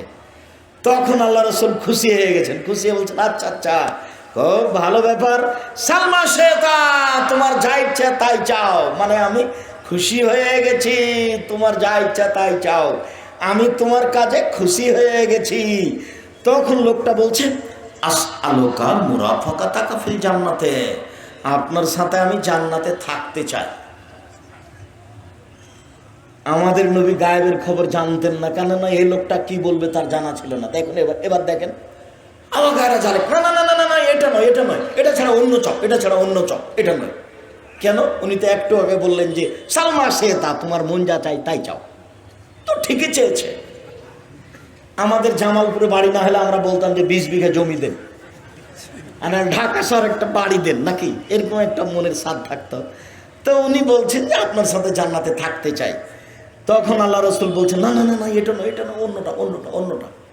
তাহলে আল্লাহ রাসূলের জানা ছিল না যে ও কি বলবে, বুঝাতে পারি না কথা। তখন আল্লাহ রাসূল যখন বললেন যে অন্যটা চাও, অন্যটা চাও, তখন লোকটা বলছে, হুয়া যাকা, ওটাই চাই, অন্য চাই না, ওটাই চাই। এবার দেখেন আল্লাহ রাসূল বলছেন, আইন্নি বিকাসরাতিস সুজুদ, তাহলে রাতে বেশি বেশি সালাত আদায় করে আমাকে সাহায্য করো, আমি তোমাকে এমনি এমনি পাশে রাখতে পারবো না, এইটা আমার পক্ষে সম্ভব নয়। পৃথিবীর সবচেয়ে বড় দামি মানুষ, এত বড় পাওয়ারফুল মানুষ আল্লাহ সৃষ্টি করেননি। জান্নাতের গেটে লেখা আছে সর্বপ্রথমে যিনি জান্নাতে ঢুকবেন তিনি হলেন মুহাম্মদ সাল্লাল্লাহু আলাইহি সাল্লাম। যেদিন বিচার মাঠে কেউ কথা বলতে পারবে না, এমনকি ইব্রাহিম আলাইহিস সালাম এত দামি মানুষ, ইব্রাহিম আলাইহিস সালাম এত দামি মানুষ, জিবরাইল আলাইহিস সালাম বলছেন আমাদের নবীকে, মুহাম্মদ হুয়া ইব্রাহিম হুয়া আবুকা ফাসালাম আলাইহি, মুহাম্মদ এই যে সপ্তম আকাশে ইনি আপনার বাপ, ইনি ইব্রাহিম, আপনি তাকে সালাম দেন। তখন আমাদের নবী একটু আগে গিয়ে বলছেন, আসসালামু আলাইকুম আবি, আব্বা আপনাকে সালাম। তখন ইব্রাহিম আলাইহিস সালাম বলছেন, ওয়া আলাইকাস সালাম ইবনি সালেহ নবী সালেহ, ও আমার সৎ ছেলে, তোমাকেও সালাম। তাহলে ইব্রাহিম আলাইহিস সালামকে উনি বলছেন আব্বা, আর ইব্রাহিম আলাইহিস সালাম বলছেন তুমি আমার ছেলে, তোমাকেও সালাম। তাহলে দেখেন তো এখানে ইব্রাহিম আলাইহিস সালামের কত সম্মান। আবার আল্লাহ বলছেন ইব্রাহিম হচ্ছে আমার খালিল বন্ধু। এরপরেও ইব্রাহিম আলাইহিস সালাম বিচার মাঠে আমাদের সামনে বলবেন, গাছে আলাই রাব্বি মা গাছে মিন কাবলা লাবা, আমার প্রতিপালক আমার উপরে রাগ করেছেন, এরকম রাগ পূর্বেও কোনোদিন করেননি, ভবিষ্যতেও কোনোদিন করবেন না। নাফসি নাফসি, আমার যে কি হয় তা আমি নিজেই বুঝি না, আমি তোমাদের কোনো উপকার করতে পারবো না, নাফসি নাফসি, আমার যে কি হয় তা আমি নিজেই বুঝি না, আমি তোমাদের কোনো উপকার করতে পারবো না। প্রতিপালক আমার উপরে আজকে এমন রাগ করেছেন, পূর্বে কোনোদিন এত রাগ করেননি, ভবিষ্যতেও কোনোদিন এরকম রাগ করবেন না। এটা হলো ইব্রাহিম আলাইহিস সালামের অবস্থা। এবার মুহাম্মদ সাল্লাল্লাহু আলাইহি সাল্লামের কাছে, মুহাম্মদ সাল্লাল্লাহু আলাইহি সাল্লাম সিজদায় পড়ে গেলেন। কিছু কথা বলতে হবে, এই জন্য আমরা উপস্থিত হয়েছি, সারা পৃথিবীর মানুষ সেখানে উপস্থিত হব, আমাদের ব্যাপারে কিছু বলবেন, তাই তিনি সিজদায় পড়ে গেলেন। তখন আল্লাহ বলছেন, এই ফরাসা সাল মাশিতা ওয়াসফে তুসাফা তুতা সালমা শেতা, মাথা উঠান, যা চাইবেন তাই দিয়ে দিব, সুপারিশ করেন মেনে নিব, মাথা উঠান, যা চাইবেন তাই দিয়ে দেব। সালমা শেতা, যা চাইবেন তাই দিয়ে দিব, মাথা উঠান, যা চাইবেন তাই দিয়ে দেবো, যা সুপারিশ করবেন সেটাই মেনে নেব। বিচারের মাঠে ইনি মুহাম্মদ সাল্লাল্লাহু আলাইহি সাল্লাম।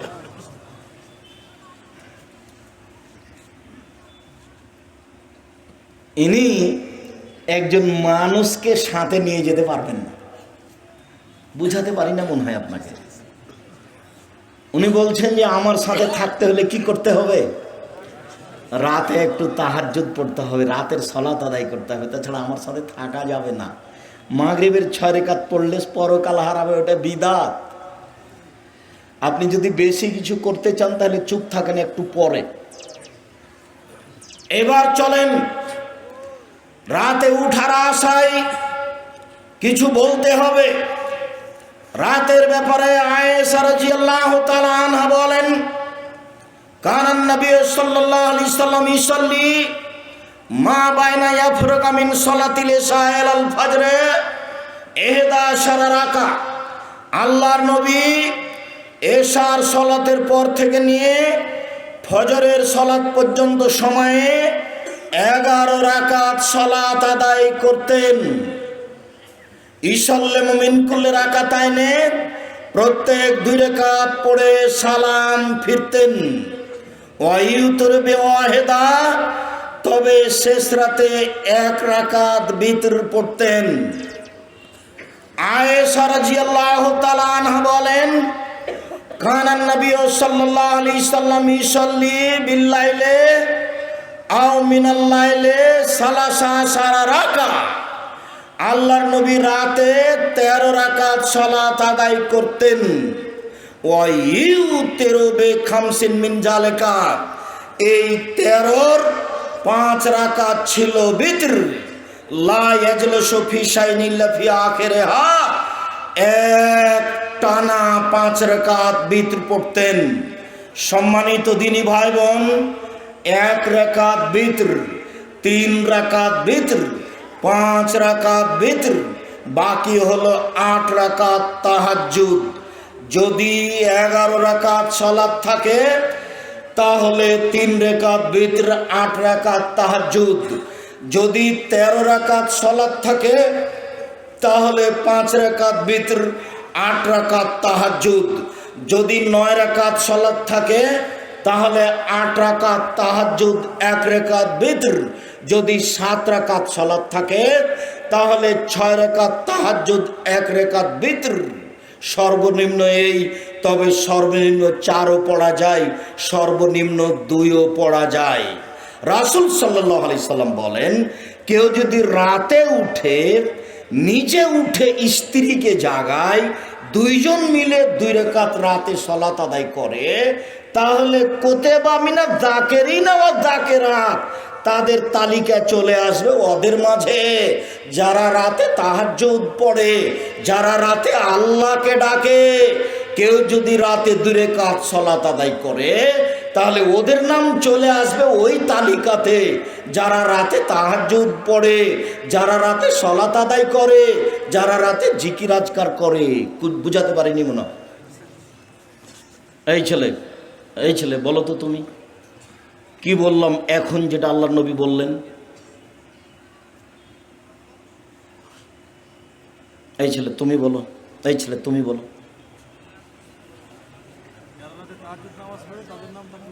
তাহাজ্জুদ নামাজ পড়ে স্ত্রী সহ 2 রাকাত, নিজে উঠবে এবং স্ত্রী সহ নামাজ পড়বে 2 রাকাত। অন্তত 2 রাকাত। তাহলে যারা প্রতি রাতে তাহাজ্জুদ পড়ে তাদের সাথে নাম উঠে যাবে, তাদের সাথে নাম চলে যাবে। ঠিক আছে, জাযাকুমুল্লাহ।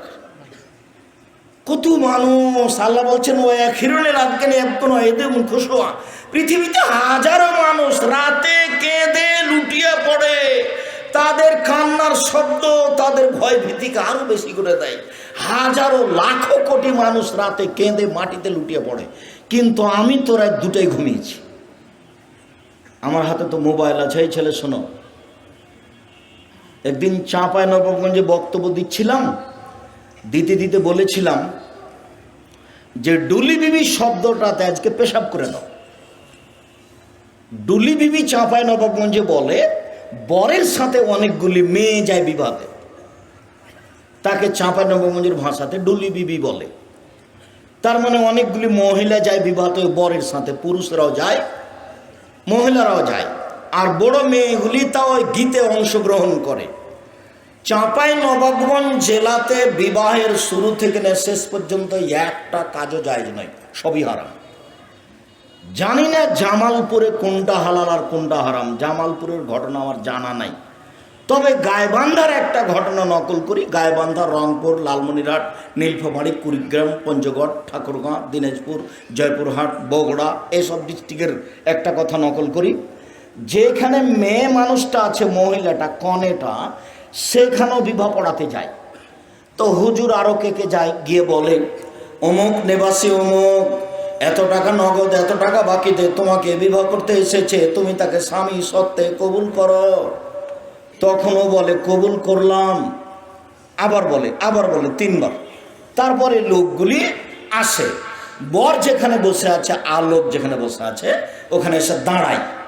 তখন বসে থাকা লোকগুলি বলে আপনারা কে? তখন ওরা বলে আমরা এই বিবাহের উকিল। বসে থাকা লোকগুলি বলে মেয়ে কি কবুল করেছে? তখন দাঁড়িয়ে থাকা লোকগুলি বলে হ্যাঁ করেছে। তখন বসে থাকা লোকগুলি বলে আপনারা কি শুনেছেন? তখন বলে হ্যাঁ শুনেছি। তখন বলে আপনারা বসেন। মনে হচ্ছে পাগলামি কারবার, হিন্দুদের বিবাহ লেগেছে, কলার গাছের চতুর্দিকে ঘুরে ধর্ম পাগল হয়ে গেছে। গাইবান্ধা জেলাতে ধর্ম পাগল হয়ে গেছে, জামালপুরে কি হয়েছে তা আমার জানি না। চট্টগ্রামের নীতি হলো বিবাহতে উকিল বাপ লাগে। তো সেই উকিল বাপ না, এখানে ওরকম নেই। যদি উকিল বাপ থাকে তাহলে শুধু বিবাহ বৈঠকে শেষ। চট্টগ্রামে উকিল বাপই সেদিন থেকে বাপ হয়ে গেছে। উকিল বাপই এখন মেয়ের বাড়িতে যাবে, ওই মেয়ের বাড়িতে যাবে, ওই মেয়ে এখন উকিল বাপের বাড়িতে আসবে, সেদিন থেকে ও বাপ। অবাক, উকিল বাপই হারাম, উকিল বাপই হারাম। উকিল বাপ যদি সেখানে তৈরি করা হয় তাহলে শরীয়তের ন্যাক্কারজনক নোংরা জঘন্য কাজের মধ্যে এটা একটা কাজ। জামালপুর জেলা থেকে বা গাইবান্ধা জেলা থেকে আমাকে বলেছিল আব্দুর রাজাক সাহেব অত শক্ত করে বলেছেন কেন? কি বলেছি? আপনি বলেছেন কাজী সাহেবের খাতা দিয়ে, খাতার পাতা দিয়ে টয়লেট পেপার হিসেবে ব্যবহার করতে হবে। কেন? 4 জন সাক্ষীর কথা লেখা আছে সেই জন্য। আমি বলেছি ঠিক বলেছি। জেনা প্রমাণ করতে 4 জন সাক্ষী লাগে পৃথিবীতে। কি প্রমাণ করতে 4 জন সাক্ষী লাগে? জেনা। তো এটা বিবাহের বৈঠক নিয়ে এসেছি না জেনার বৈঠক নিয়ে এসেছি? বিবাহের। তো ওখানে আল্লাহ রসুল বলেছেন 2 জন সাক্ষী। এই খাতা তুলে দিতে হবে কাজী সাহেব, নইলে আপনি কেটে রাখেন। মেয়ের পক্ষ থেকে 2 জন, ছেলের পক্ষ থেকে 2 জন, দ্বন্দ্ব সেখানে লাগিয়ে দিয়েছি। এটা মিথ্যে কথা। একটা বিবাহ বৈধ হয়তো মাত্র 2 জন সাক্ষী লাগে, ছেলের পক্ষ থেকে আর মেয়ের পক্ষ থেকে যাই হোক না কেন, এক বাপ লাগবে আর 2 জন সাক্ষী লাগবে। তো ওখানে 4 জন সাক্ষীর জায়গা কেন? আপনি জোর করে রাগ করলে হবে? আমি আব্দুর রাজ্জাক বিন ইউসুফ, আমি ভোরের ঊর্ধ্বনে, আমি মানুষ, তবে কথা ফেরত নেওয়া কঠিন আছে। আমাকে এই কথা ফেরত নেওয়া হবে না। আপনি পরিবর্তন তওবা করেন, সরকারকে বলে খাতা পরিবর্তন করেন। কয়জন সাক্ষীর জায়গা লাগবে? 2 জন। কে বলেছেন? মুহাম্মদ সাল্লাল্লাহু আলাইহি সাল্লাম বলেছেন, তিনি বলেছেন লা নিকাহা ইল্লা বিশাহিদাইনে, দুইজন সাক্ষী ছাড়া বিবাহ চলে না। সম্মানিত দিনী ভাই বোন, বলছিলাম 8 রাকাত তাহাজ্জুদ কমতে কমতে 2 রাকাতে নিয়ে আসা হয়েছে। অন্তত কেউ যদি রাতে 2 রাকাত সালাত আদায় করে, তাহলে পৃথিবীর ভালো মানুষ যারা, ওদের নাম যে খাতাতে আছে এদেরও নাম সেই খাতাতে হবে। এ কথা আমি বলিনি, এ কথা কে বলেছেন? মুহাম্মদ সাল্লাল্লাহু আলাইহি সাল্লাম বলেছেন। মনে রাখার জন্য অনুরোধ জানাচ্ছি। এক খেলে চেয়ে থাকবেন, আপনার ক্লান্তির আগে আমি কথা শেষ করব ইনশাআল্লাহ। রাতে যদি উঠতে চান তাহলে একটা কথা মনে রাখবেন, আজ থেকে এশার সালাতের পরে বেশি কথা হবে না, ঊর্ধ্বে 10টা, রাত 10টার মধ্যে মধ্যে ঘুমিয়ে যেতে হবে। এই ছেলে, তোমার সাথে কথা একটা জেগেছিল, সেই কথাটাই ভুলে গেছি। আজ থেকে তুমি যে ছবিওয়ালা মোবাইল আছে না, তোমার কি মোবাইলের নাম ওটার নাম কি? আচ্ছা যাই হোক, যে মোবাইলই হোক, যেটা বড় যাতে ছবি আসে, ওই মোবাইল তোমার যদি সত্যি দিন ধর্মের জন্য ব্যবহার না হয়, তাহলে ওতে পেশাব করে দাও, ওটা আর কোনোদিন হাতে নিও না। ওটা তোমাকে ধ্বংস করেছে, তোমার বংশকে ধ্বংস করেছে, তোমার জাতিকে ধ্বংস করেছে, তোমার বিদ্যা ধ্বংস করেছে, তোমাকে কবর দিয়েছে। এটা তুমি ব্যবহার করিও না। তুমি একবারে উঠার সময়তে এইভাবে উঠবে, আস্তাগফিরুল্লাহ ওয়া আতুবু ইলাইহি, তোমার কাছে ক্ষমা ভিক্ষে চাই, তোমার কাছে ফিরে যেতে চাই, বাকি জীবন কোনোদিন আর এই মোবাইলের গায়ে হাত দেব না। আর তোমাকে আর একটা বলেছি, আজ থেকে তুমি ওই মেয়ের সাথে আর কোনোদিন কথা বলিও না, জান্নাত হবে ইনশাআল্লাহ। এটা আমি বলিনি, এ কথা আল্লাহ বলেছেন। আল্লাহ বলছেন ওয়ানাহা নাফসা আনিল হাওয়া ফাইনাল জান্নাতে হেল মাওয়া। পৃথিবীর কোন মানুষ যদি তার প্রবৃত্তিকে ঠেকাতে পারে, আজ থেকে যদি আর অন্যায় না করে, আমি আল্লাহ তাকে জান্নাতুল মাওয়া দিয়ে দিলাম। এটা তার ওয়াদা, এটা তার ওয়াদা, তিনি ওয়াদা পূরণ করবেন। তুমি এই নাম্বার আর কোনোদিন ব্যবহার করিও না।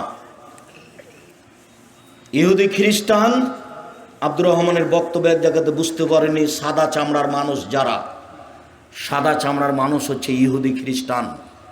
সাদা চামড়ার মানুষের একটা কথা, শয়তানের যেমন কথা, যখন আল্লাহ বললেন শয়তানকে এই সর এখান থেকে, তুই আমার রহমত থেকে সরে যা, তখন শয়তান বলছে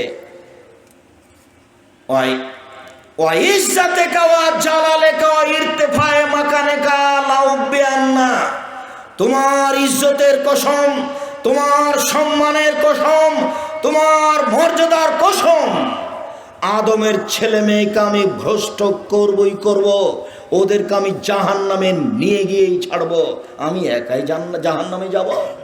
এটা তার কসম আল্লাহর সামনে। তখন আল্লাহ বলছেন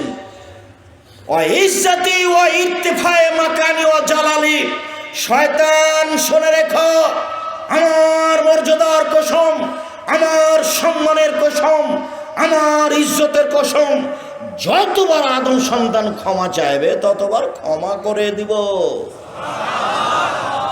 যতবার ক্ষমা চাইবে ততবার ক্ষমা করে দিব। এ আদমের ছেলে মেয়ে, তোমরা শোনো, তোমরা যেভাবে ডাকো আমি সেভাবে থাকি, তোমরা যেভাবে আশা পোষণ করো সেভাবে আমি পূর্ণ করে থাকি, তোমরা যেভাবে ডাকো আমি সেইভাবে থাকি, তোমরা যেভাবে আশা পোষণ করো আমি সেভাবে পূর্ণ করে থাকি। ফাস্তাগফিরতানি গাফারতু লাকা, তুমি আমার কাছে ক্ষমা চাও, ক্ষমা করে দিব। আলা মাকানা মিনকা ওয়ালা উবালি, তোমার যত পাপ আছে সব ক্ষমা করে দিব, আমি পরোয়া করি না তুমি কত বড় পাপী, আমি পরোয়া করি না তুমি কত বড় পাপী, আমি পরোয়া করি না তুমি কত বড় পাপী। আদম সন্তান, তুমি যতবার ক্ষমা চাইবে আমি ক্ষমা করে দিব। পাশাপাশি শয়তানের কথা এটা, আল্লাহর কথা এটা। তো বলবে কে? বলতে তো হবে মুখে যে আস্তাগফিরুল্লাহ, এটা তো বলতে হবে। আমি না বলে তো আর তার রহমত পেতে পারি না। সম্মানিত দিনী ভাই বোন, এই ছেলে, কোনো বাচ্চা ছেলে যেন পাশ থেকে না উঠে, আমি কাছাকাছি চলে এসেছি, ও বাচ্চা কিন্তু কথা বুঝতে পারবে না। আপনি ঘুম থেকে উঠে সূরা বাকারার শেষ সূরা আল ইমরানের শেষ রুকুর প্রথম 5 আয়াত পড়বেন, ইন্না ফি খালকিস সামাওয়াতি ওয়াল আরদ। 5 আয়াত পড়বেন, আর না হয় এই দোয়াটা পড়বেন, লা ইলাহা ইল্লাল্লাহু ওয়াহদাহু লা শারীকা লাহু লাহুল মুলকু ওয়া লাহুল হামদু ওয়া হুয়া আলা কুল্লি শাইইন কাদির সুবহানাল্লাহি ওয়া আলহামদুলিল্লাহি ওয়া লা ইলাহা ইল্লাল্লাহু আল্লাহু আকবার ওয়া লা হাওলা ওয়া লা কুওয়াতা ইল্লা বিল্লাহ। এই কথা বলে ওযু করে এখন যদি সালাত আদায় করেন তাহলে যা বলবেন সেটাই কবুল হবে, যা বলবেন সেটাই কবুল হবে, যা বলবেন সেটাই কবুল হবে। হাদিস বুখারী মুসলিম।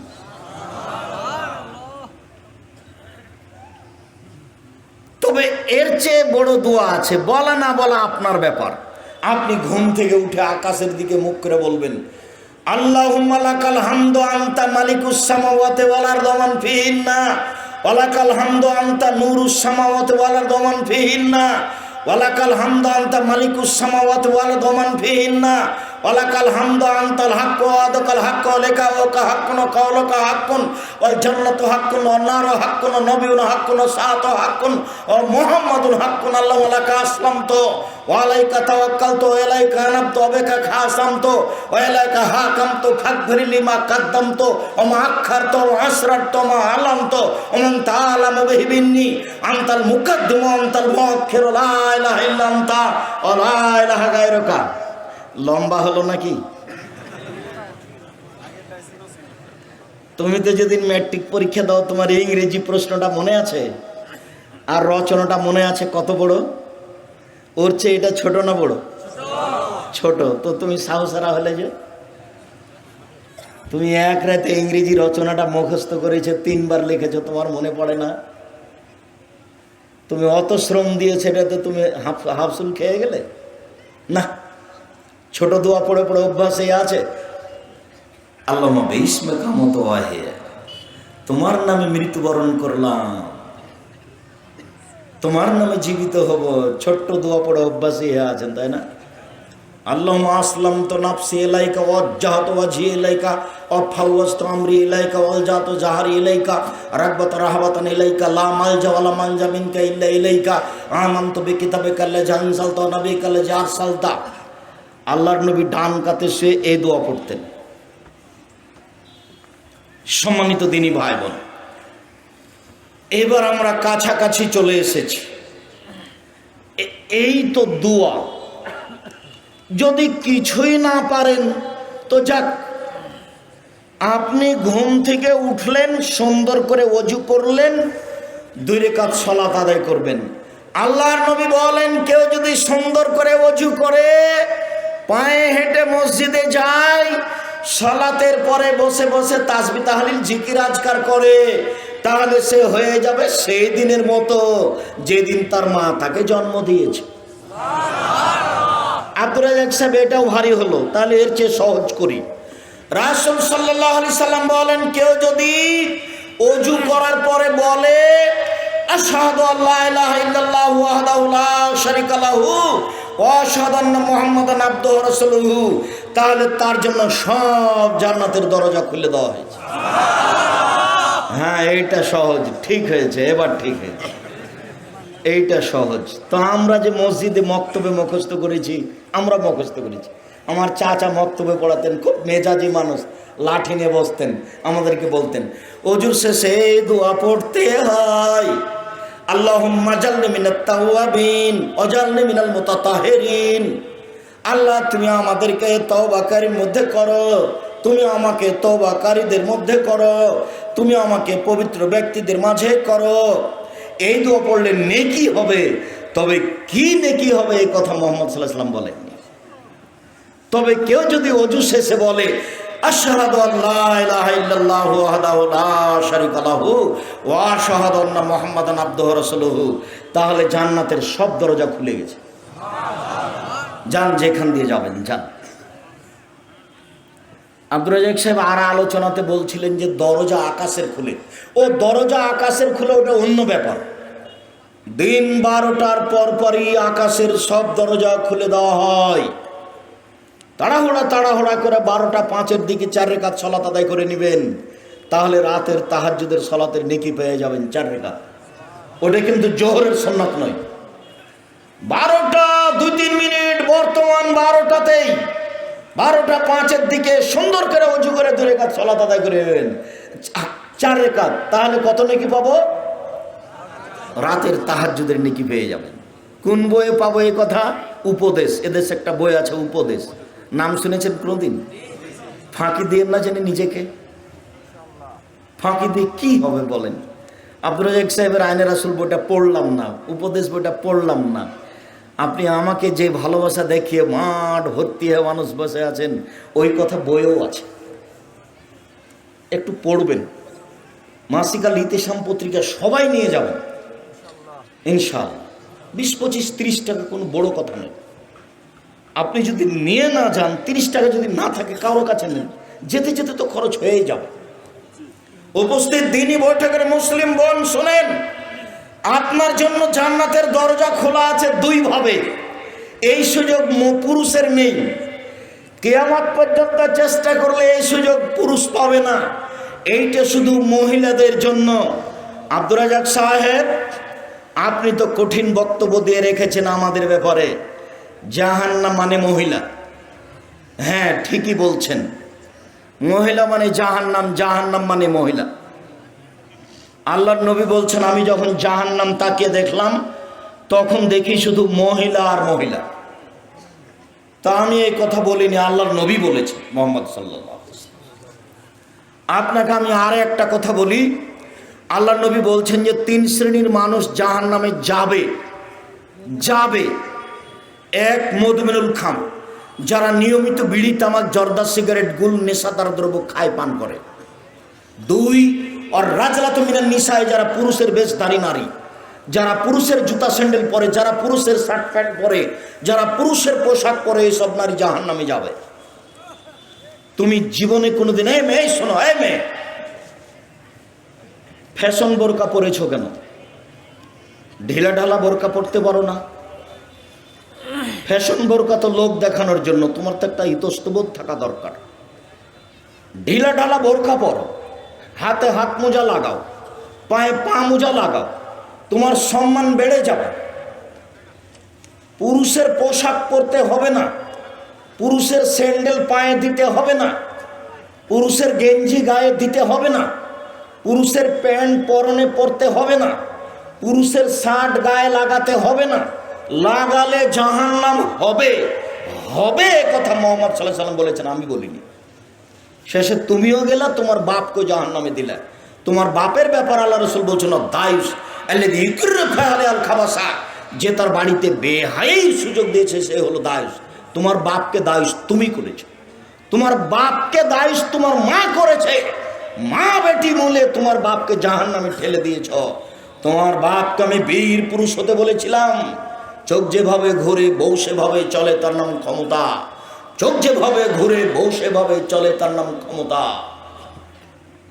বউকে আদেশ করতে হয়, খালেদা কোথায় আছো, 1 গ্লাস পানি নিয়ে আসো। বউকে আদেশ করতে হয়। নিজে নিজে পানি ঢেলে নিলে বউ মনে করবে যে আমার উপরে রাগ করেছে, সেজন্য আমাকে বলেন। নিচে নিচে জুতা খুঁজতে হয় না, জুতা বলতে হয় জুতাটা খুঁজে এনে দাও। আল্লাহ রাসূল আয়েশাকে আদেশ করতেন, আয়েশা জি না বেলিনিল খুমরা মিনাল মসজিদ, মসজিদ থেকে জায়নামাজটা দাও তো আয়েশা। তখন আয়েশা বলছেন আমি ঋতুবতী। তখন আল্লাহ রাসূল বলছেন, হাইজ কি তোমার হাতে লেগে আছে, যাও যাও মসজিদে, মসজিদ থেকে জায়নামাজটা নিয়ে আসো। হাদিস বুখারী মুসলিম। আয়েশা জি হালুমিল মুদওয়া সাজিহা, ছুরিটা নিয়ে আসো, ছুরিটা ধারালো করে নিয়ে আসো। আয়েশা রাদিয়াল্লাহু তাআলা আনহাকে আল্লাহ রাসূল আদেশ করতেন। বউকে আদেশ করতে হয়, ভারী হয়ে থাকতে হয় না। সম্মানিত দিনী ভাই বোন, বউকে কোনো সময় মারবেন না, গালি দিবেন না, কটু কথা বলবেন না, সব সময় প্রশংসা করবেন। একবার যদি ঠোঁট মোটা বলেন 10 বছর ভালোবাসবে না।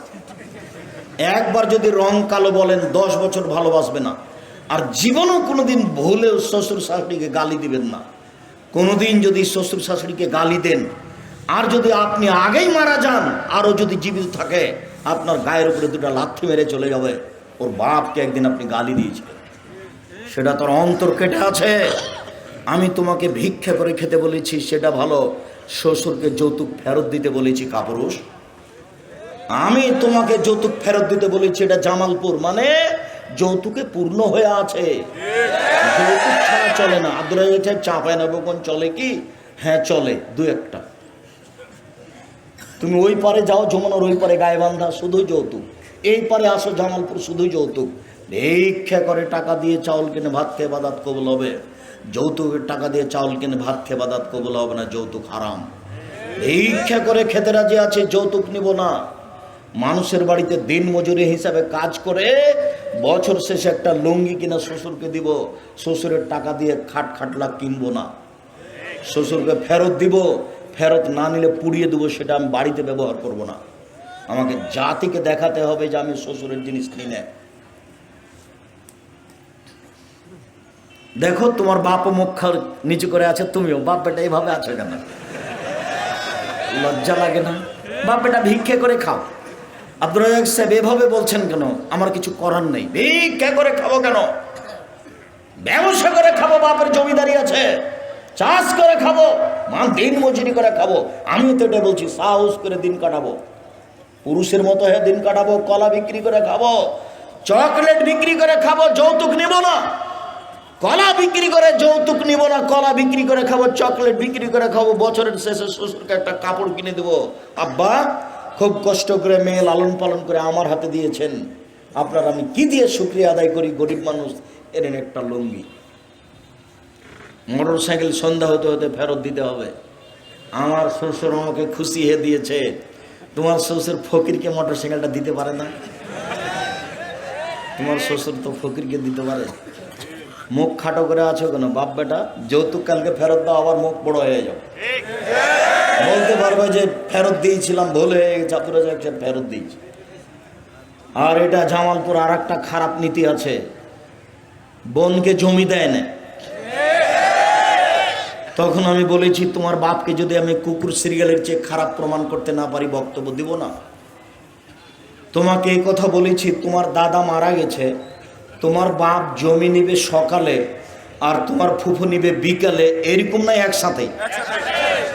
সকাল বিকাল প্রমাণ করতে পারো না, সেখানে 10 বছর হলো তোমার দাদা মরা, এখনো জমি তোমার বাপ ভোগ করে। তোমার বাপ শিক্ষিত মানুষ কে বলেছে? তোমার বাপ ভালো মানুষ কে বলেছে? এটা আমি তো কোনোদিন বলিনি, আমার জীবনে আমি কোনোদিন এভাবে বক্তব্য দিইনি। আমার তো যদি আমাকে বলো আব্দুল রাজ্জাক সাহেব আপনার নাকি বাপ বেঁচে নেই, জি আমি মাটি দিয়ে এসে আগে জমি ভাগ করেছি, তারপরে ভাত খেয়েছি। যদি আমি তো এক একটু জমি চিনি, আমার বোনের স্বামীরা করে, আমার ছোট ভাই জমিই চিনে না। ও বরিশাল মডেল কলেজের শিক্ষক, ও জমি সব দেখেনি। তা আমরা তো বেঁচে আছি, আমাদের তো দিন কাটে। মন মানুষের তো একটু বড় করেন।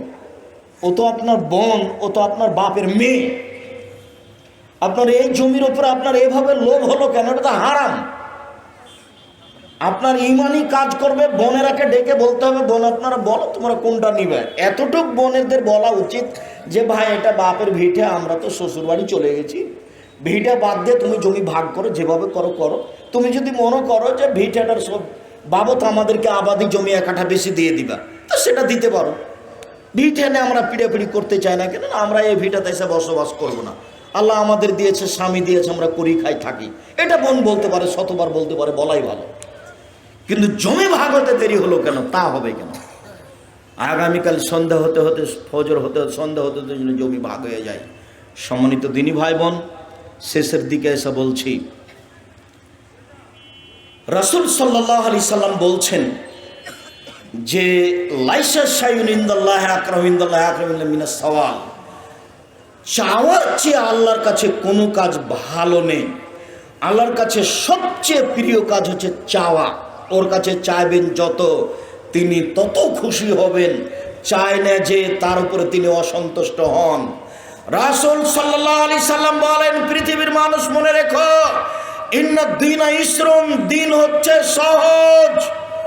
লা ইশাদ্দাদ দীনা ইল্লা গালাবাহু, কেউ যেন দিনকে শক্ত করতে না চায়, এক রাতে এই কোরআন মাজিদ পড়তে না চায়, নইলে দিন তার উপরে জয় হয়ে যাবে। অতএব সাদ্দেদু মধ্যম পন্থা অবলম্বন করো। 2 কারেবু পরিমিত ভাবে ইবাদত করো। 3 অবসেরু পরস্পরে সাহায্য করো, রাতে উঠতে বলো। 4 ওয়াস্তাইনু বিল গুদওয়াতি ওয়াল আসাল ওয়া শাইমিনাদ দুলজা, সকালে চাও, বিকালে চাও, রাতের অন্ধকারে চাও, সূর্য ডুবার আগে চাও, সূর্য ওঠার আগে চাও, রাতের গভীরতায় চাও। এইটা রাত 1টার পর থেকে নিয়ে ফজরের আজান পর্যন্ত, 2টার পর থেকে নিয়ে ফজরের আজান পর্যন্ত, 3টার পর থেকে নিয়ে ফজরের আজান পর্যন্ত অন্তত 2 রাকাত সালাত আদায় করে আল্লাহর কাছে মনের ভাব প্রকাশ করুন। হাত তুলে দোয়া করলে আল্লাহ ফেরত দেন না, লজ্জাবোধ মনে করেন। আরেকটা দোয়া পড়ে যদি দোয়া করেন, তার নাম ইসমে আজম। এ দোয়া, আল্লাহুম্মা ইন্নী আসআলুকা বিআন্নাকা আনতাল্লাহ লা ইলাহা ইল্লা আনতাল আহাদুস সামাদুল্লাযী লাম ইয়ালিদ ওয়া লাম ইউলাদ ওয়া লাম ইয়াকুল লাহু কুফুয়ান আহাদ। দুয়ার বইয়ে দেওয়া আছে, এর নাম ইসমে আজম। ইসমে আজম আগে পড়বেন, তারপরে দুরুদ পড়বেন, তারপরে নিজেরটা বলবেন যে আমার একটা গাড়ির ব্যবস্থা করে দাও, বা বলবেন আমার ছেলেটাকে মানুষ করে দাও, বা আমার একটা বাড়ির ব্যবস্থা করে দাও। যেইটা প্রয়োজন সেটা আপনি বলবেন। এটা হলো বলার পদ্ধতি। আবার একটু এক মুখে, এই ছেলে আমি দোয়া পড়ি তারপরে উঠো। আর তো আমার জরুরি আর একটা কথা আছে। আপনার এই মাসিক আল ইতেসাম পত্রিকা, অন্যান্য বই তো আছেই। যেই প্রোগ্রাম 13-14 জানুয়ারি আপনাদের বড় প্রতিষ্ঠানে করতে চেয়েছিলাম, সেটা স্থগিত করা হয়েছিল, সেটা তো জানেন। জামিয়া সালাফিয়া ডাঙ্গিপাড়া পবা রাজশাহী। এটা হলো 3-4 মার্চ, ঢাকা। জামিয়া সালাফিয়া রূপগঞ্জ নারায়ণগঞ্জ ঢাকা। এটা হলো মার্চের 3-4। আপনাদের যে বিশাল মসজিদ রূপগঞ্জ নারায়ণগঞ্জ ঢাকা, 200 শতক জমির উপরে, যার একতলাতে 10,000 মানুষ সালাত আদায় করতে পারবে, সেই মসজিদের উদ্বোধন ঘোষণা হবে ইনশাআল্লাহ মার্চের 4 তারিখ, রোজ শুক্রবার। সেদিন সবাই উপস্থিত হওয়ার চেষ্টা করবেন আমার দিনী ভাই বোন। সেদিন আপনাদের ভালোবাসা আমি আন্তরিকভাবে দেখব ইনশাআল্লাহ। সাথে সাথে 11 মার্চ জামিয়া সালাফিয়া তেঘরা বিরল দিনাজপুর, রোজ শুক্রবার জুমার খুতবা দিয়ে জামিয়া সালাফিয়া তেঘরা বিরল দিনাজপুর আরম্ভ হবে ইনশাআল্লাহ। সেদিন এই প্রতিষ্ঠান চালু হবে। আর এই 4 মার্চ বায়তুল হাম জামে মসজিদ উদ্বোধন হবে বৃহস্পতিবার, শুক্রবার, মার্চ 3-4। সব দিনী ভাই বোনকে আমি উপস্থিত হওয়ার জন্য অনুরোধ জানাচ্ছি। এই 2টা জরুরি ঘোষণা।